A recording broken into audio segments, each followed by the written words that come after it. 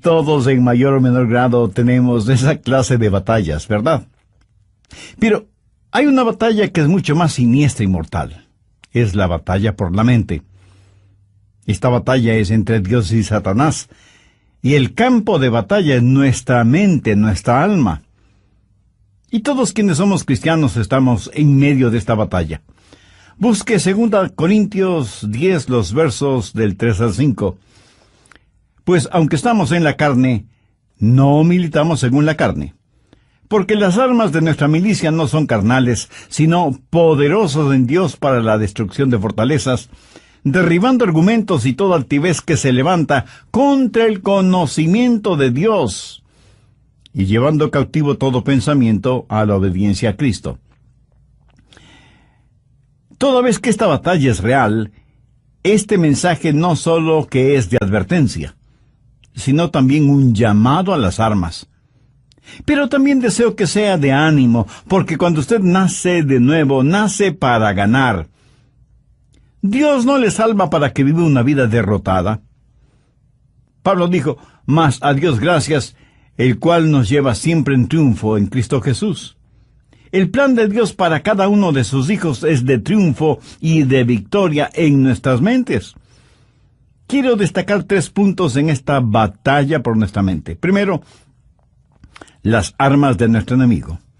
Veamos nuevamente el verso 4. Porque las armas de nuestra milicia no son carnales, sino poderosas en Dios para la destrucción de fortalezas. Ahora, ¿quiénes son los participantes en esta guerra? ¿Quién ha declarado la guerra contra su mente, contra su alma? Nuestro enemigo no lo podemos ver física o carnalmente. Busque Efesios 6:12. Porque no tenemos lucha contra carne y sangre, sino contra principados, contra potestades, contra los gobernadores de las tinieblas en las regiones celestes. El diablo se ha ubicado en lugares estratégicos para hacerle la guerra a usted, y cuenta con una multitud de demonios para ese propósito. Son invisibles y están dedicados a la destrucción de su vida mental, dirigidos y bajo la autoridad del príncipe de las tinieblas que es Satanás. ¿Cuál es el trofeo en esta guerra? ¿Cuál es el campo de batalla? Veamos el verso 5. Derribando argumentos y toda altivez que se levanta contra el conocimiento de Dios, y llevando cautivo todo pensamiento a la obediencia a Cristo. Ahí lo tiene. Argumentos, conocimientos, pensamientos, como elementos de esta guerra por la posesión de su mente. Satanás quiere conquistarla para poder controlarle a usted y luchar contra Dios. Hay una diferencia entre su mente y su cerebro. Los psicólogos del comportamiento no reconocen esa diferencia, pero la Biblia ve esa diferencia en forma muy clara.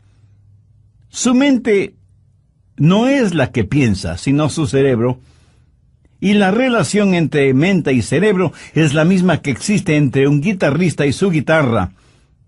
El guitarrista utiliza la guitarra para expresarse por medio de la música. Hay una diferencia entre mente y la materia gris de su cerebro. Mente y cerebro son 2 cosas separadas. Y tengo que reconocer, para efectos de la ilustración, que aunque todos tenemos guitarritas, algunos tienen mejores guitarras que otros. Quiero decir, tienen mejores cerebros que otros. Ahora escúcheme atentamente. Cuando usted se salva, tiene la mente de Cristo. No significa que su capacidad mental será extraordinaria, sino que tendrá la capacidad de pensar utilizando el cerebro que tiene. El diablo quiere su mente. Y el hecho de que usted tenga la mente de Cristo, el hecho de que usted haya sido salvado, no significa que la guerra se ha terminado para usted. Recuerde que Pablo está escribiendo a los hermanos en la iglesia de Corinto. Sin embargo, el apóstol tiene preocupación espiritual por ellos. Veamos 2 Corintios 11:3. Pero temo que como la serpiente con su astucia engañó a Eva, vuestros sentidos sean de alguna manera extraviados de la sincera fidelidad a Cristo. ¿Qué es lo que está diciendo el apóstol Pablo? Está diciendo que él siente temor de que, así como el diablo en forma sutil engañó a Eva, las mentes de ellos puedan ser corrompidas por Satanás y abandonen la sincera y pura devoción que deben tener a Cristo. El diablo pues quiere corromper su mente y tratará de evitar por todos los medios posibles el que usted tenga la mente de Cristo. Y Pablo está tratando a los hermanos en Corinto como si fueran sus hijos. Mire lo que dice en el verso 2 del capítulo 11, segunda de Corintios. Porque os celo con celo de Dios, pues os he desposado con un solo esposo, para presentaros como una virgen pura a Cristo. Ahora, ¿qué significa esto de celo de Dios? Usted sabe, los celos pueden ser buenos o malos. Hay un celo que puede destruir, y hay un celo que protege a aquellos que amamos. Los esposos, por ejemplo, deben ser celosos de tener una devoción pura por su esposa, por sus hijos. Y lo mismo es con las esposas en su devoción hacia su esposo e hijos. El celo protector mutuo es necesario dentro del hogar. Un padre amoroso quiere llevar hasta el altar matrimonial a su hija y entregársela al novio como una virgen pura. El problema en la actualidad es que hay tantos padres que no entienden que su trabajo, su responsabilidad es criar hijas piadosas para entregarlas vírgenes en el altar matrimonial. Ese debe ser el propósito de un padre genuinamente cristiano. Pablo usa esa analogía para decir que los hermanos en Corinto eran sus hijos espirituales, eran la novia de Cristo, y que no quería que fueran engañados y corrompidos en sus mentes. Prácticamente les está diciendo, cuando les presenten las bodas del Cordero, quiero que sean como una virgen casta y pura para el Señor. Tristemente tengo que reconocer que no hay suficiente pureza en las iglesias en nuestros días. Tal parece que las novias han perdido la capacidad de sonrojarse frente a las cosas impuras. La iglesia necesita recobrar la virtud de la pureza. Leí la historia de un hombre que vivió en Londres hace muchos años. Se le conocía simplemente como el señor Betts. Tenía un almacén de música. Un día un hombre vestido con harapos entró en el almacén y le dijo, necesito algo para comer. Por favor, quisiera comprar mi violín. El señor Betts le dijo que ya tenía muchos violines. Pero el harapiento insistió, es que estoy verdaderamente necesitado. Por favor, cómpreme el violín. El señor Betts le compró el violín, por lo que en Londres hubiera sido el equivalente de $5. El hombre tomó el dinero, lo guardó en sus harapientas ropas y se fue. El señor Betts, que era músico, puso el violín bajo su quijada y empezó a tocar. Armoniosas y resonantes notas salieron de ese violín. El señor Betts se sorprendió de la calidad del sonido del violín y con la ayuda de una vela trató de ver su interior y pudo distinguir dos palabras: Antonio Stradivarius. Y se dio cuenta que tenía un verdadero tesoro en sus manos. Y el hombre de harapiento se lo había vendido por el equivalente de $5. El señor Betts era un hombre bueno y honesto. Salió a buscar al hombre harapiento, pero nunca lo encontró. Muchos años después, el señor Betts vendió ese violín por $5,000. En la actualidad, un violín Stradivarius cuesta una verdadera fortuna. Ahora haga la analogía. Algunos jóvenes se venden muy barato cuando permiten que sus cuerpos se conviertan en sucios objetos de placer sexual, en vez de cuidarse y guardarse para aquella persona con la cual se casará. Pablo dice, como un padre quiere proteger a su hija para presentársela pura a Cristo, así quiero protegerles a ustedes que forman la iglesia para que tengan una mente pura y una sincera devoción por Cristo. Mi amigo, hay una batalla por su mente. El diablo quiere poseer su mente porque sabe que si puede tenerla, puede corromperla, puede alejarle del Señor Jesucristo. Vivimos en un mundo que tiene una mente totalmente corrompida.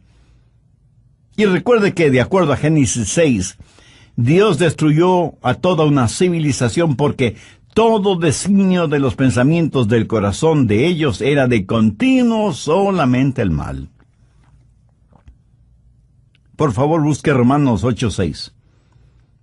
Porque el ocuparse de la carne es muerte, pero el ocuparse del Espíritu es vida y paz. Y en Proverbios 23:7 leemos, porque cuál es su pensamiento en su corazón, tal es él. O sea, la Biblia claramente enseña que necesitamos guardar, proteger nuestra mente. De paso, quiero decir algo para aquellos que pudieran estar cautivos en eso de la meditación trascendental. Eso es muy, pero muy peligroso. ¿Sabe lo que la meditación trascendental hace? Abre su mente para los espíritus diabólicos. A los practicantes de esta forma de ocultismo se les dice que deben entrar en un estado de meditación, a fin de hacer contacto con los espíritus. Mi amigo, eso es como irse por la noche a la cama, después de abrir todas las ventanas y todas las puertas, y esperar para ver qué o quién entra en su casa. Y usted dice, espero esta noche hacer contacto. Sí, a lo mejor hace contacto, pero con espíritus diabólicos. Su mente debe estar fija, firme en el Señor Jesucristo. El profeta Isaías dijo, tú guardarás en completa paz aquel cuyo pensamiento en ti persevera.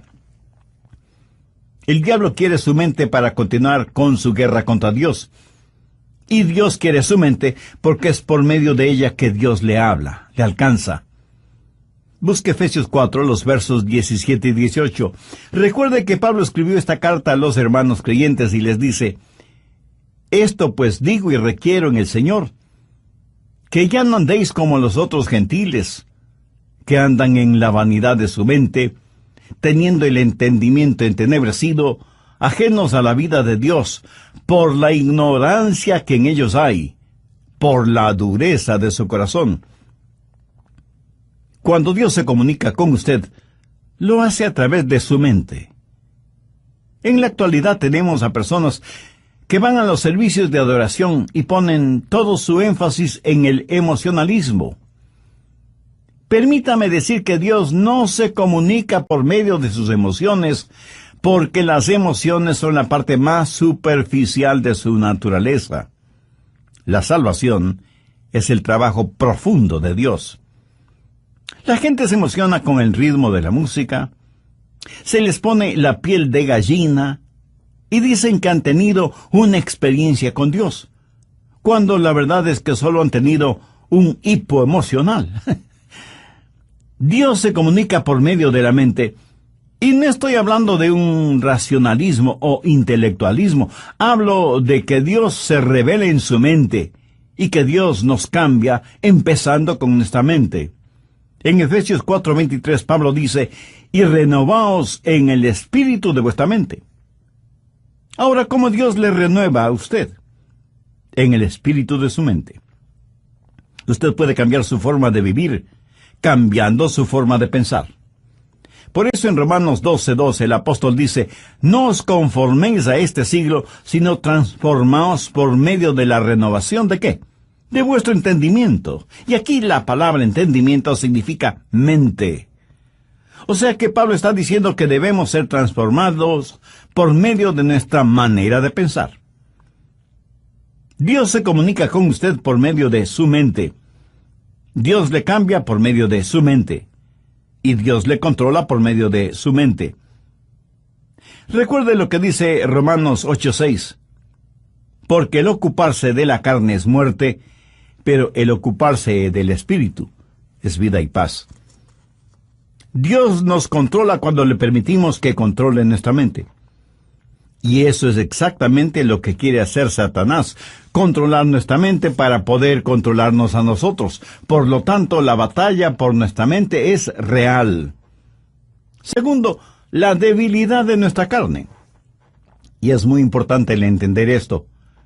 En nuestra propia carne, todos somos débiles.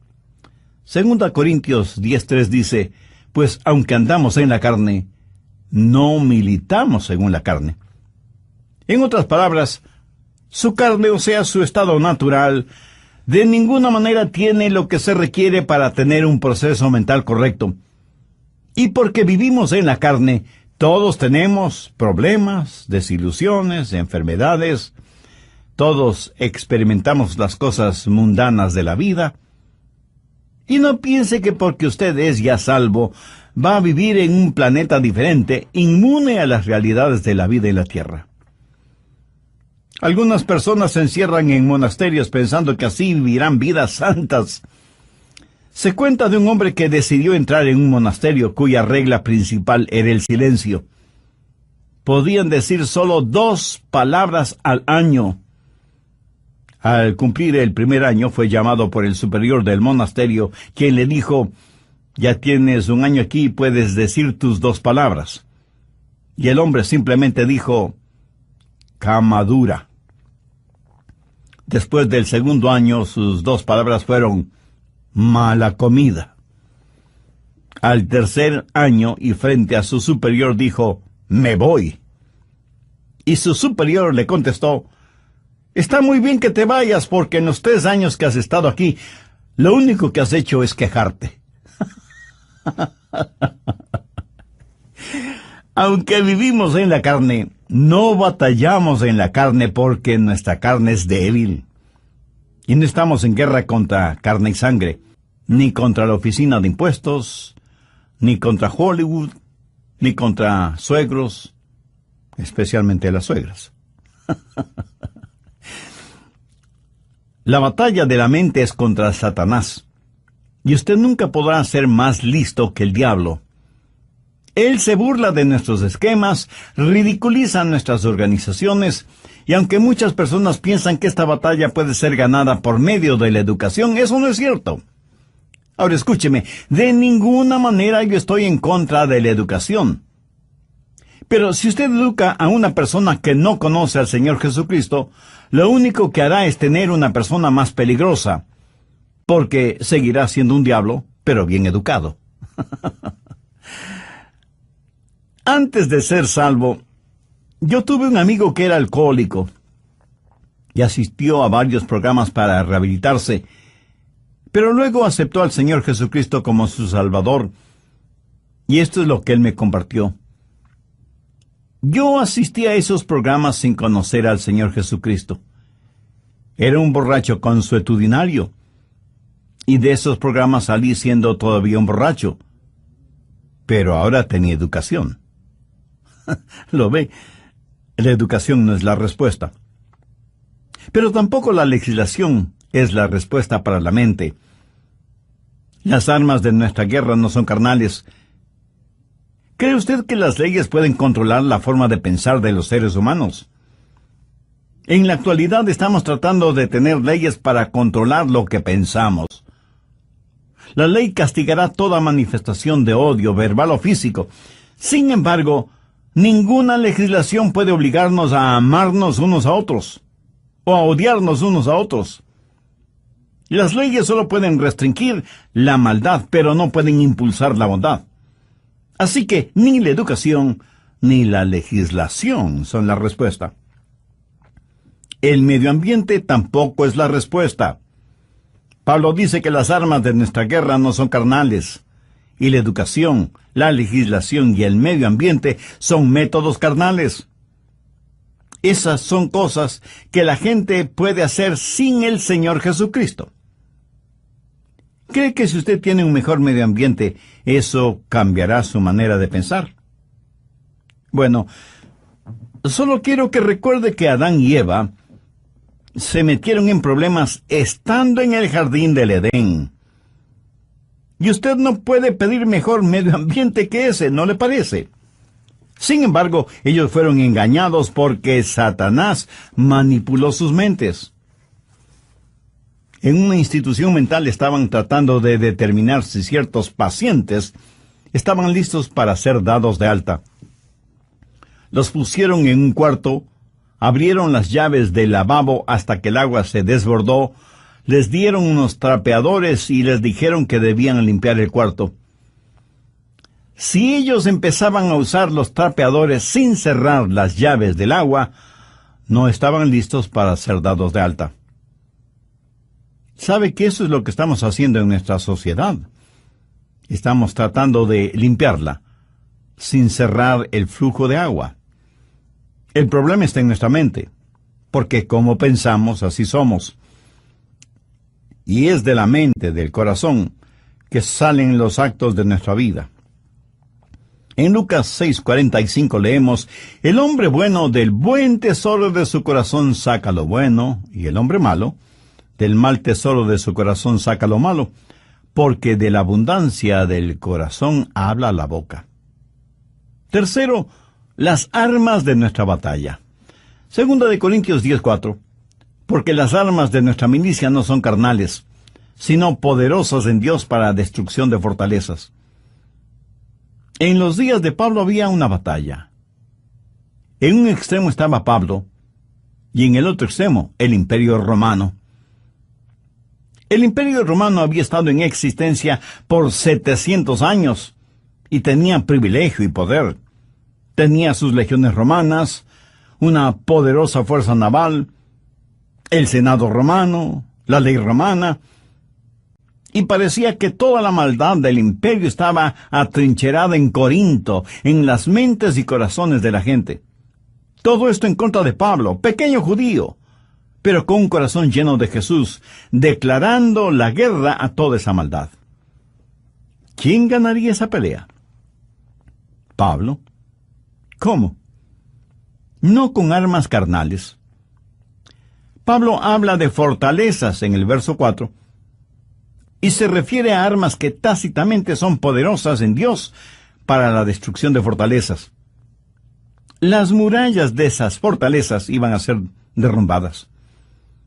¿Qué clase de resistencia hubo en los corazones y mentes de los corintios entonces y en la actualidad en nosotros? Arrogancia, ignorancia, desesperación. Todas estas son fortalezas de maldad.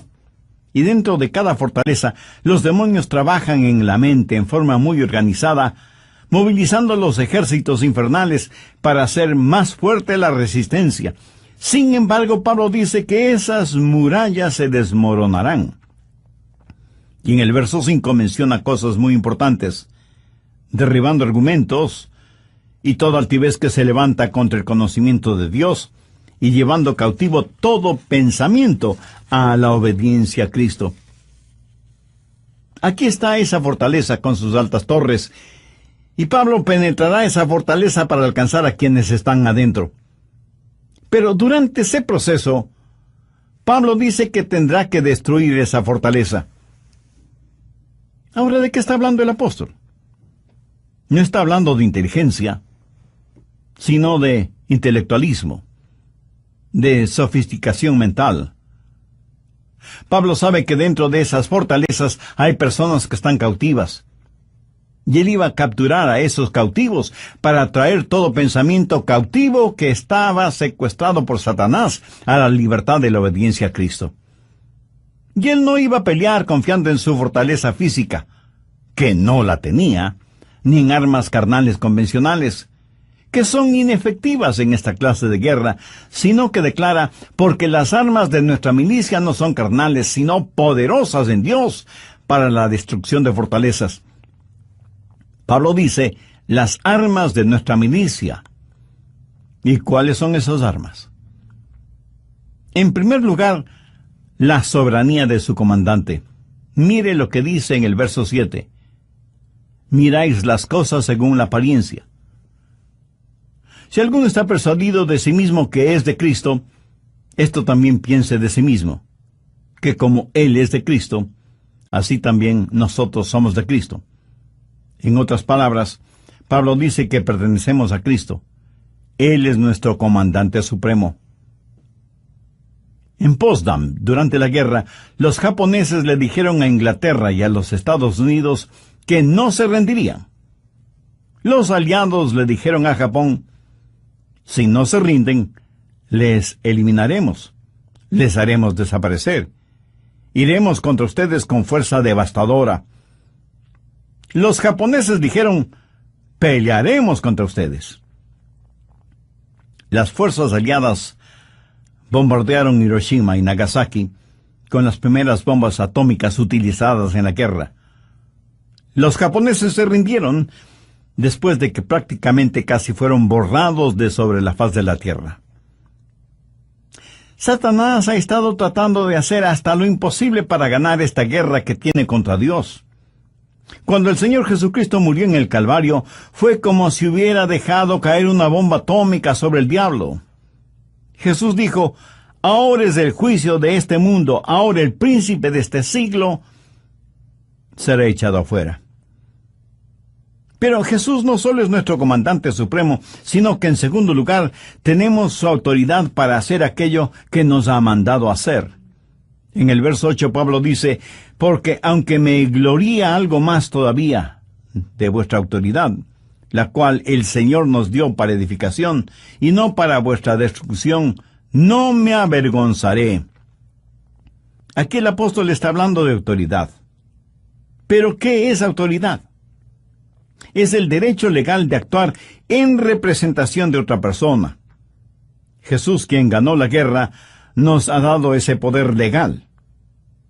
David, con su pequeña onda, y Dios, se enfrentó al gigante Goliat y lo mató.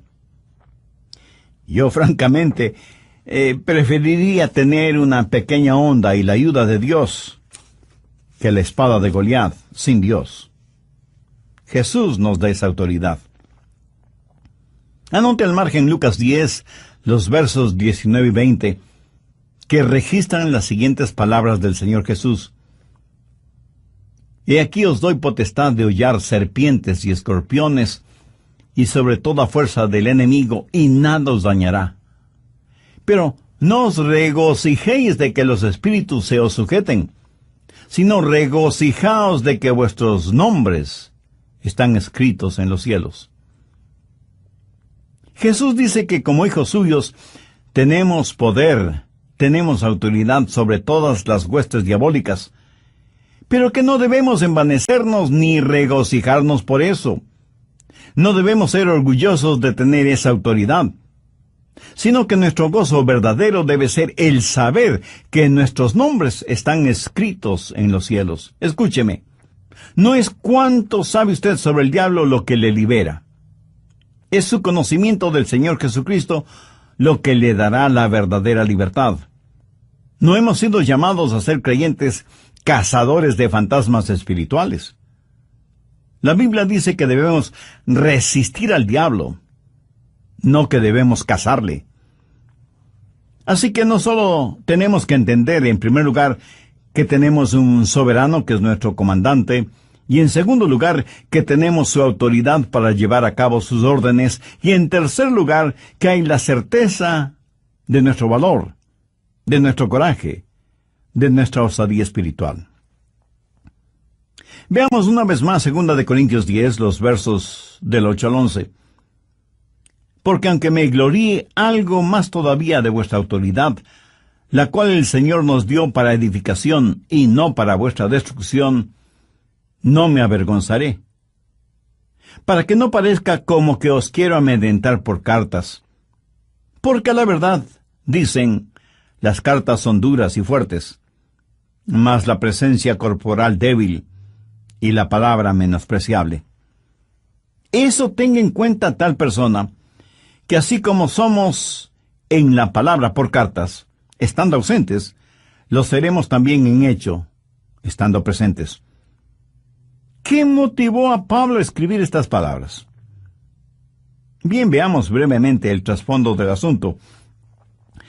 Algunas personas decían que Pablo siempre estaba escribiendo cartas duras y fuertes, pero que cuando él estaba presente, tenía más bien un carácter débil. Decían, el león no es tan feroz como lo pintan.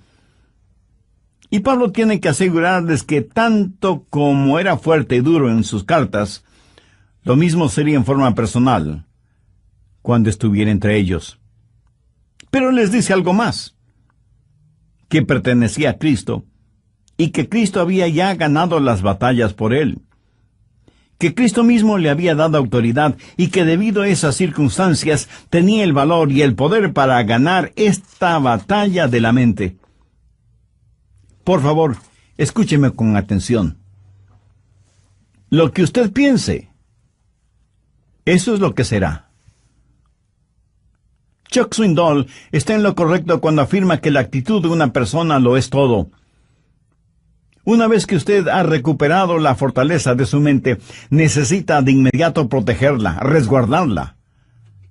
En Proverbios 4:23 leemos: sobre toda cosa guardada, guarda tu corazón, porque de él mana la vida. En los aeropuertos de las más grandes ciudades metropolitanas del mundo, las medidas de seguridad son realmente impresionantes. Sensibles detectores metálicos avisan al personal correspondiente si usted tiene en sus bolsillos llaves, monedas o cualquier otro objeto metálico. Detectan anillos, aretes, collares, pulseras, relojes. Y en la actualidad las cámaras de rayos X pueden ver la totalidad del cuerpo humano, por si alguien trata de llevar oculto entre su ropa íntima algún objeto o sustancias prohibidos. A veces pienso que sería formidable el tener esos sofisticados detectores a la entrada de las iglesias para detectar el pecado. Pero si tal cosa fuera posible, estoy seguro que nadie quisiera entrar en las iglesias, ni siquiera sus pastores. En Filipenses 4:8 Pablo dice: por lo demás, hermanos, todo lo que es verdadero, todo lo honesto, todo lo justo, todo lo puro, todo lo amable, todo lo que es de buen nombre, si hay virtud alguna, si algo digno de alabanza, en esto pensad. Dios nos hizo de tal manera para que no podamos pensar en dos cosas distintas al mismo tiempo. Permítame explicar de esto. Si usted está pensando en algo que es bueno y correcto, de ninguna manera puede pensar al mismo tiempo en algo malo e incorrecto. Y usted no tiene que ser inteligentísimo para ver la lógica de esta declaración. Y aunque ya lo he mencionado varias veces, usted es lo que piensa. Proverbios 23:7 dice: porque cuál es su pensamiento en su corazón, tal es él. Proteja su mente. Tenga al Señor Jesús como el punto central de su mente. No permita que el diablo le robe la devoción de su corazón puro hacia el Señor Jesucristo. Viva permanentemente enamorado de Jesús y jamás se avergüence de confesar su amor por Él. ¿Se avergüenza usted de confesar su amor, de declarar su amor por la persona que verdaderamente ama? Estoy seguro que no. Cuando sus pensamientos, su corazón están enfocados, centralizados en el Señor Jesucristo, ya no habrá espacio para pensamientos sucios, lujuriosos, malvados, orgullosos, pervertidos, que constantemente nos bombardean. Y si alguien me pregunta: Pastor Rogers, ¿cómo empiezo todo ese proceso? Bueno, gracias por su honesta pregunta. Debo empezar diciéndole lo siguiente: comience entregando su corazón a Jesucristo. Pablo en 2 de Corintios 4:4 dice: en los cuales el Dios de este siglo cegó el entendimiento de los incrédulos, para que no les resplandezca la luz del Evangelio de la gloria de Cristo, el cual es la imagen de Dios. Verá, su mente sin Cristo es realmente ciega a las cosas espirituales. No quisiera que Dios removiera esa ceguera espiritual al entregar su corazón a Jesús. Si todavía no es salvo, no quisiera hacer esa decisión este mismo momento.